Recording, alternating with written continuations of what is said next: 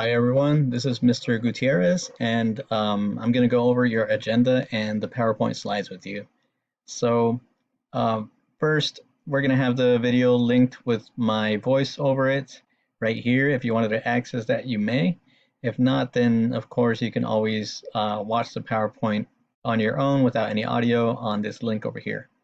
So you do have two assignments, which are going to be to read the Emancipation Proclamation worksheets and using your PowerPoint to help you fill in the notes. You're going to fill in the blanks here. So let me just hold that up. So the directions are you're going to read the Emancipation Proclamation seen here, and you're going to answer the questions that you see in red. So answer these questions. What was the Emancipation Proclamation? Who wrote it and what year? Go ahead and just fill it in quickly. Like 2 or 3 sentences is fine. And make sure you're highlighting or underlining phrases in the proclamation and just everything that it's asking you to do right here. That's for your first assignment. And then the second one, you're going to take notes on 4 Civil War topics, which are going to be videos. So let me pull this up real quick for you. So you're going to choose 4 videos from the Civil War videos located on the link on the bottom right here. And using this graphic organizer, you're going to write the title of the video or the topic and write at least 2 items that you learned from the video. And how did this video help you gain an understanding of what life was like during the Civil War? All 4 of these boxes are the same. They're asking you the same thing, but the videos aren't. So just choose any of these 4 videos, and there's a lot of selections. Let me show you here. Wait for it to load. So yeah, there's a lot of videos you can watch. Just go ahead and pick 4 of them, and like I said, fill in the graphic organizer and go ahead and submit that to me or Miss Miller. So let's get started with the PowerPoint slides. So we are talking about the Civil War, which began in 1861 and ended in 1865. As we discussed last week, the Civil War was already brewing, right? So there was a lot of tension in the United States between the North and the South. We mentioned the Dred Scott decision and just the Lincoln-Douglas debates, and the key focal point was the issue of slavery. So one interesting fact is that the Civil War had the most casualties for any war combined. So there was at least 700,000 to 800,000 Americans who died, and that's more than the American Revolution, World War I, World War II, and Vietnam combined. So it was a very brutal and sad conflict all over the issue of slavery. So here is a map depicting what the southern and northern states looked like.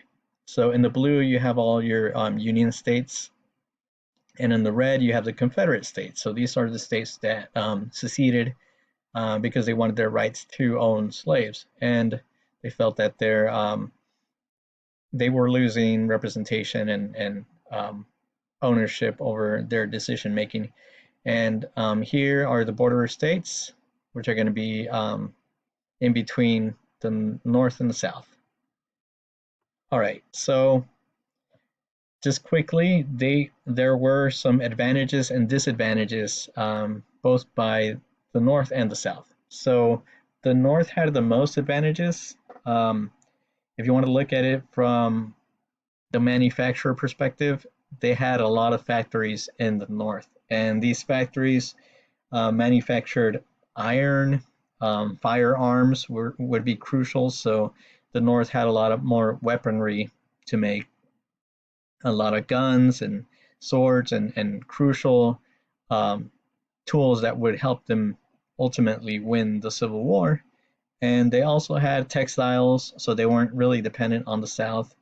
And another key aspect was that they had twice as much farmland and railroads. So The railroad system was crucial because it helped the Northern Army transport all of its soldiers up and down the country. Whenever they needed reinforcements, they could easily transport backup and supplies like guns, ammunition, um, food, and resources. The disadvantage they had, however, was that they weren't fighting in their own territory. So the South had home field advantage. A lot of the battles occurred in the southern states. So um, they were essentially going into new lands and they weren't very familiar with the territory or the conditions in the South. Um, the southern states, however, did have a few advantages as well. So um, like I already mentioned, they had home field advantage, but they also had a lot of military schools in the South. So a lot of their generals were already seasoned marksmen. They were trained in battle, so they had that military advantage and knowledge over the North, which would really lead them to win quite a few battles against the North. However, they did have a lot more disadvantages. So they had a smaller population, and to give you some perspective, this meant that the North would have a lot more soldiers fighting for their cause. In the South, at least one third of their population was comprised of enslaved people. So that meant that slaves obviously wouldn't want to fight for the Southern cause. They wanted their freedom. They were going to fight to keep themselves in captivity. So that automatically cut their population almost in half, and they lacked transportation and industry. So they were heavily reliant on agriculture and just cotton for the most part. So moving forward, we're going to read the Emancipation Proclamation. Here's a quick excerpt of what it is. You're going to have the document linked here, so let me pull this up for you. This is, you can read some background information if you want. It's optional, but it gives you an idea of Abraham Lincoln's thinking before he even announced the proclamation. And we also have a couple of videos explaining the Emancipation Proclamation and why it's important. So you can go ahead and click on those and watch them on your own.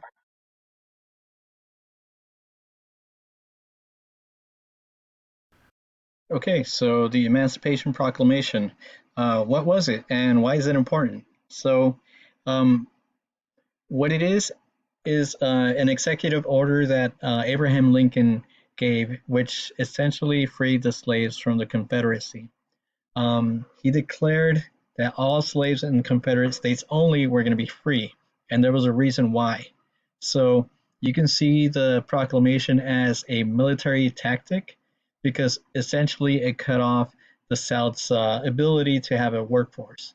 And what this means was there were so many slaves in the South that were working the fields, which were making the South profitable. That's how they were making their money. And without money, the South would not have the resources to be able to fund their war.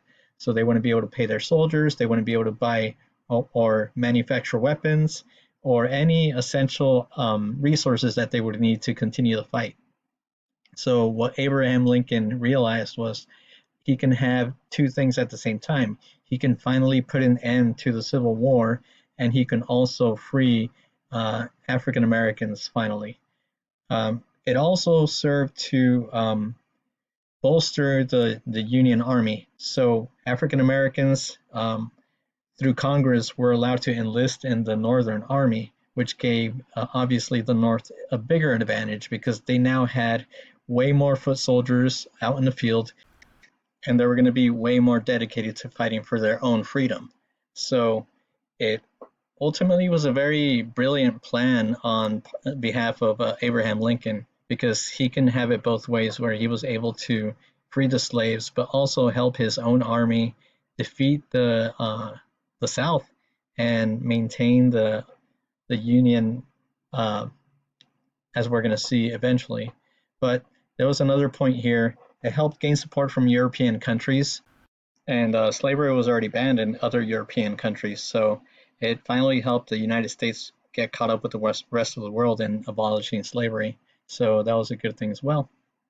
And finally, we just have a couple of suggestions here for you. So when you're watching the videos that are linked here, uh, make sure you're not choosing the Emancipation Proclamation video or the Gettysburg Address, because we're going to be focusing on those two subjects in the next 2 weeks. So that way it's just not going to be as repetitive for you. And you do have some optional readings, which are going to be to read U.S. History Alive, Chapter 22, and that one explains some key events and battles. So feel free to do that. If you have any questions, feel free to write to me or Ms. Miller, and we'll be happy to get to you as quickly as possible. And I hope you enjoyed the video and have a great week.